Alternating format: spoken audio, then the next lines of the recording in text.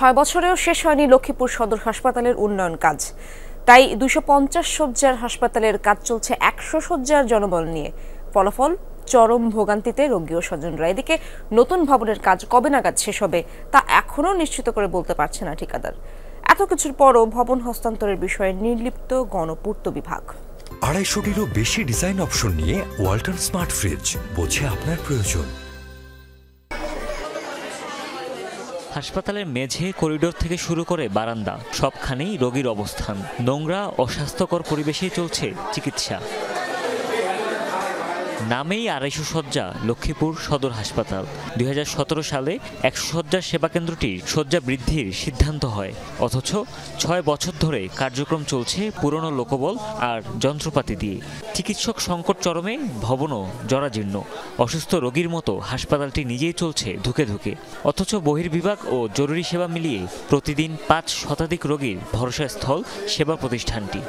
Doctor সংকট, machine সংকট, বিশেষ করে সিটের সংকট, রোগীরা নিচে ফ্লোরে থাকতেছে। 18 মাসে হওয়ার কথা ছিল, সেখানে প্রায় 7 বছরের মতো হয়ে গেছে, কিন্তু হাসপাতালের ভবনের কার্যক্রম এখনো শেষ হয়নি। সাধারণ মানুষ যারা শিক্ষা নিতে দূর দূরান্ত থেকে আসে, এরা অবহেলিত হচ্ছে, ঠিকমতো চিকিৎসা পাচ্ছে না। আমরা তো এভাবে থাকতে পারতেছি না, আমাদের সাথে বাচ্চা রাখার মতো কেউ থাকতে পারতেছে না। সম্প্রসারণ ও উন্নয়ন প্রকল্পের আওতায় 2018 সালে ভবন নির্মাণের কার্যাদেশ পায় স্থানীয় ঠিকাদারি প্রতিষ্ঠান রূপালী জিএম অ্যান্ড সন্স কনসোর্টিয়াম। প্রথম দফায় 35.5 কোটি টাকা ব্যয়ে প্রকল্পের মেয়াদ নির্ধারণ করা হয় 2019 সাল পর্যন্ত। এরপর দফায় দফায় মেয়াদ ও ব্যয় বাড়ানো হলেও 5 বছরে শেষ হয়নি নির্মাণ কাজ।